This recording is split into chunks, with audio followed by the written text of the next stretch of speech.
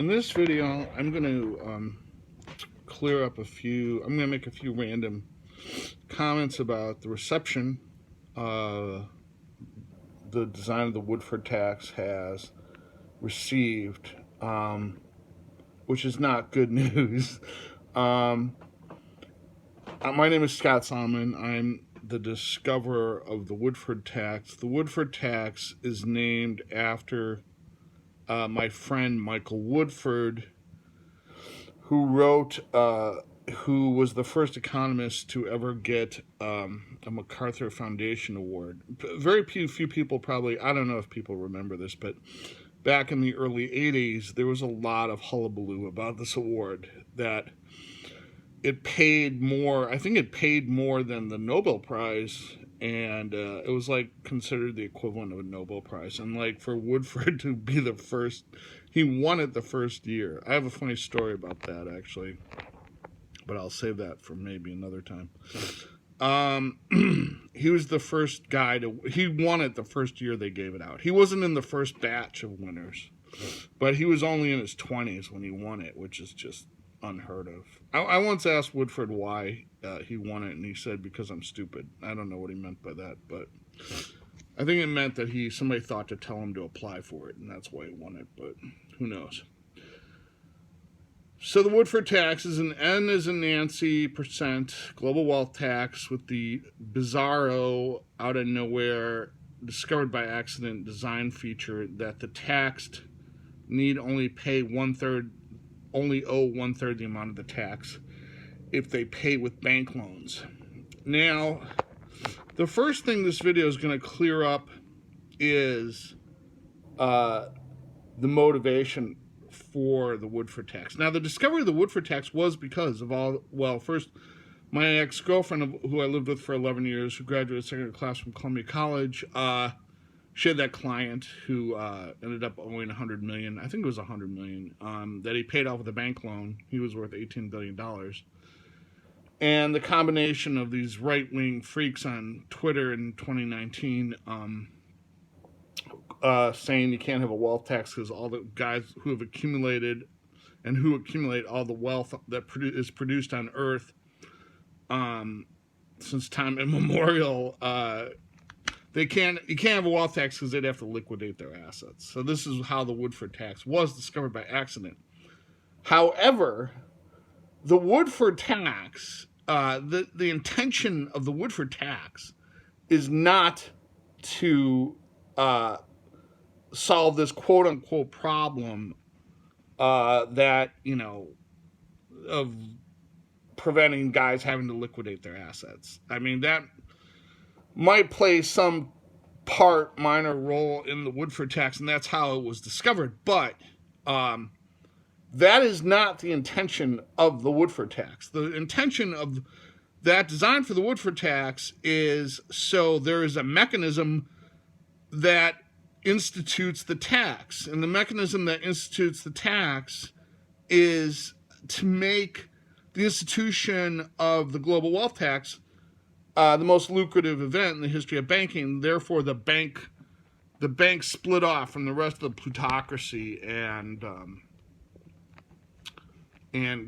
just order up the tax. Because these guys, Mitch McConnell, will vote for the institute. If the banks tell Mitch McConnell to vote for the Woodford Tax, Mitch McConnell. I mean, you could even be funny about it and say, like, the only people who won't vote for it will be Liz Warren, Alexandria Ocasio-Cortez, Ilhan Omar, who I like a lot, and Rashida Tlaib. They'll be the ones who don't vote for it because they'll be so furious that the banks are going to make so much money. So, what is the Woodford Tax? So why does okay, so there's that feature. That's why the Woodford Tax has that design. But the big motivation for the Woodford Tax is to address what I think is the primary challenge for economics, which I'm almost sure no economist will agree with this, which makes me sick to my stomach. But it is such a screwed up discipline, like, who knows? But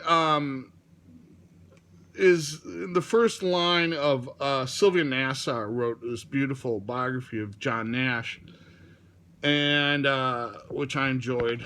And she also followed that up. She also teaches at Columbia in the journalism school, by the way. And my friend Rosemary Nagel was visiting Columbia to work with Mike Woodford for something like 7 months, and she co-wrote. She's one of the few economists who co-wrote a paper with John Nash. And I tried to get her to reach out to Sylvia Nassar, but she was too lazy to do it. But she wrote another book after the John Nash book called Grand Pursuit, The Story of Economic Genius. And somehow Sylvia Nassar seems to put her finger on what I think should be the role of economics, which I'm not going to argue. It's so obvious to me, I'm not going to waste my time arguing with people about this. But she starts the book, the first sentence is, the idea that humanity could turn tables on economic necessity, mastering rather than being enslaved by material circumstances, is so new that Jane Austen never entertained it. So basically, that is why, that is the reason for, that is the motivation for why I was looking for something like the Woodford Tax, is to solve this problem, that the vast, vast majority of people on Earth have zero or negative wealth. And, you know, wealth accumulation, I think, is my first principle, my first axiom of economics would be that wealth accumulation is an absolute good. So if you have a global economy where vast, vast, vast majority of people have zero negative wealth, you just by just the axiom, let's say, call it the fundamental axiom of economics, is you have a screwed up global economy. It's just patently obvious. And that is what the Woodford Tax is meant to solve, not to provide liquidity for these rich guys. But what you have to, so that is one of the topics I want to bring up, is why the reception of the Woodford Tax hasn't been, it's being ignored, basically, is economics is different from other intellectual disciplines, because if I'm right, and that is the goal of economics, it's pure messianism. I mean, if you're that guy, and you know, this is an open problem, like life-shortening, life-ending material want is since the dawn of Homo sapiens. It's a 100,000-year-old open problem. Number theory has open problems that are like 1,000 years old, but this is the biggest open problem of any discipline. Is that, you know, people have life-shortening, life-ending material want, and if you solve that, then it's messianic in proportion. You know, if there is a solution to this problem, and most economists, I'm sure, will tell you there is not one. And why will they tell you that? Because they don't want to come across as insane. Pure and simple. You cannot get through a tenure committee if you say, or you cannot get your PhD thesis if you say it's like showing up to the math department saying, I'm going to solve the Riemann hypothesis and the BSD conjecture when you're like first semester of your PhD program. They'll think you're crazy and they won't let you in the program. And economics, this is like worse than that, because you're saying I'm gonna solve the 100,000-year-old open problem. So they can't. The conformist nature of the training of economics, of having to go through these classes and fill your head with these garbage, this, you know, monotonically upward sloping supply curve, and when you get to later, more advanced undergrad classes, they'll teach you an economic concept. They'll say, okay, well, this is the twin deficits hypothesis. Oh, it's garbage.